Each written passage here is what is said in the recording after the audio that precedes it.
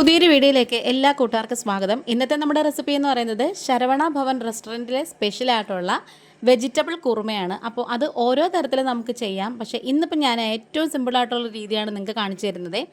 അതിന് വേണ്ടിയിട്ട് 3 ഉരുളക്കിഴങ്ങും 4 സവോളയും പിന്നെ ഒരു 3 ബീൻസും ഒരു ചെറിയ ക്യാരറ്റും കൂടി എടുത്തിട്ടുണ്ട്. അതൊക്കെ സ്ക്വയർ ഷേപ്പിലാണ് കട്ട് ചെയ്തേക്കുന്നത്. ഇനിയിപ്പം നമ്മളിതിലേക്ക് ചേർക്കാൻ പോകുന്നത് ഫ്രോസൺ ഗ്രീൻ പീസാണ്. നിങ്ങളുടെ കയ്യിൽ അല്ലാത്ത സാധാരണ ഗ്രീൻ പീസ് ആണെന്നുണ്ടെങ്കിൽ അത് തലേദിവസം കുതിർത്തതിന് ശേഷം പ്രത്യേകം വേവിച്ചിട്ട് ചേർക്കുന്നതാണ് നല്ലത്. ഇനി ഞാനിവിടെ 1/4 ടീസ്പൂൺ മഞ്ഞൾപ്പൊടിയും 1/2 ടീസ്പൂൺ ഗരം മസാലപ്പൊടിയും വളരെ കുറച്ച് ഒരു 1/4 ടീസ്പൂണോളം മല്ലിപ്പൊടിയും പിന്നെ അതുപോലെ തന്നെ എരിവുള്ള മുളക് പൊടി 1/4 ടീസ്പൂണിൻ്റെ പകുതിയും ആവശ്യത്തിനുള്ള ഉപ്പും കൂടി ചേർത്ത് കൊടുക്കുകയാണ്. ഇതിന് ഒരുപാട് കളർ വേണ്ട, അതുകൊണ്ടാണ് പിരിയൻ മുളക് എടുക്കാത്തത്.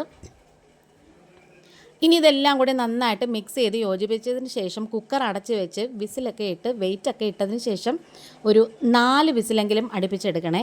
അപ്പോൾ ഓരോരുത്തരുടെയും കുക്കറിൻ്റെയും ഗ്യാസിൻ്റെയൊക്കെ ചൂടൊക്കെ ഓരോ തരത്തിലാണ്, അപ്പോൾ അതനുസരിച്ച് ചെയ്യാൽ മതി. ഇനി ഒരു കൈപ്പിടിയോളം തേങ്ങ എടുത്തിട്ടുണ്ട്, ഒരു 10-15 കശുവണ്ടി പരിപ്പും പിന്നെ കുറച്ച് ഹോൾ സ്പൈസസും എടുത്തിട്ടുണ്ട്. അത് നമുക്ക് വഴറ്റിയൊക്കെ ചേർക്കാനാണ്. ഇതിപ്പോൾ 2-3 ടൈപ്പിൽ നമുക്ക് ചെയ്യാം. ഇതിപ്പോൾ ഞാൻ ഏറ്റവും സിമ്പിളാണ് കാണിക്കുന്നത്. ഹോൾ സ്പൈസസ് എന്ന് പറയുമ്പോൾ ഒരു വലിയ കഷ്ണം പട്ട എടുത്തിട്ടുണ്ട്, 3 ഗ്രാമ്പും 3 ഏലക്കയും ഒരു തക്കോലും പിന്നെ കുറച്ച് സാജീരകമാണ് ചേർത്തേക്കുന്നത്. സാജീരകത്തിന് പകരം പെരിഞ്ജീരകം എടുത്താലും മതി. ഇനി ചെറിയ തീയിൽ ഇത് നന്നായിട്ടൊന്ന് മൂപ്പിച്ച് മൊരിയിച്ചെടുക്കണേ. ഇതിങ്ങനെ എണ്ണയ്ക്കകത്ത് കിടന്ന് മൊരിയുമ്പോൾ നല്ലൊരു മണം വരും.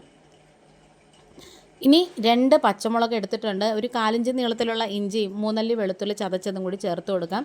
പിന്നെ നമ്മൾ ശ്രദ്ധിക്കേണ്ട ഒരു കാര്യം, ഈ ഒരു കറിക്കെന്ന് പറയുന്നത് ഭയങ്കര ഒരു എരിവ് കാണത്തില്ല, അതുകൊണ്ട് തന്നെ വലിയ എരിവില്ലാത്തൊരു പച്ചമുളക് തന്നെ എടുക്കണം. ആ ഒരു സമയം കൊണ്ട് നമ്മൾ കുക്കറിൽ വേവിക്കാൻ വെച്ചിട്ടുള്ള പച്ചക്കറികളൊക്കെ നന്നായിട്ട് ഇങ്ങനെ വെന്ത് വന്നിട്ടുണ്ട്. ഈ ഒരു ഉരുളക്കിഴങ്ങൊക്കെ നമ്മൾ തൊടുമ്പം നല്ല പഞ്ഞി പോലെ ഉണ്ട്. പിന്നെ കോളിഫ്ലവറൊക്കെ ഉണ്ടെങ്കിൽ അതും കൂടെ ചേർത്താൽ നല്ലൊരു ടേസ്റ്റ് കിട്ടും.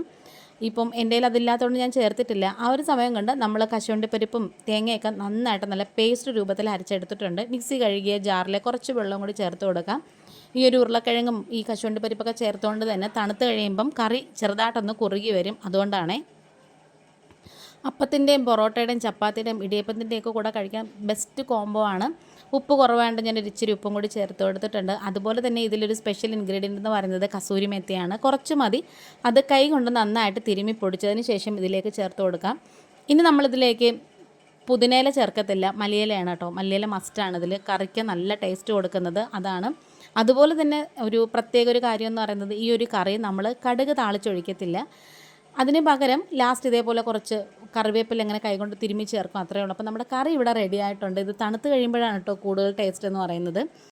ആദ്യമായിട്ട് കാണുന്ന കൂട്ടുകാരെങ്കിലും ഉണ്ടെങ്കിൽ ആ ബെലൈക്കണും അതുപോലെ തന്നെ സബ്സ്ക്രൈബ് ബട്ടണൊക്കെ പ്രസ് ചെയ്തിട്ട് അതിൽ ഓൾ എന്ന ഓപ്ഷനും കൂടി കൊടുക്കുകയാണെങ്കിൽ ഞാനിടുന്ന നെക്സ്റ്റ് വീഡിയോസൊക്കെ നോട്ടിഫിക്കേഷനായിട്ട് നിങ്ങൾക്ക് കിട്ടത്തുള്ളേ. അപ്പോൾ നമ്മുടെ വീഡിയോ വൈൻഡപ്പ് ചെയ്യാറായി. ഇന്നിപ്പോൾ ഞാനിവിടെ ചപ്പാത്തിയുടെ കൂടാണ് കേട്ടോ കഴിക്കുന്നത്. വേറൊരു വീഡിയോ ആയിട്ട് വേഗം തന്നെ വരാം. Thanks for watching.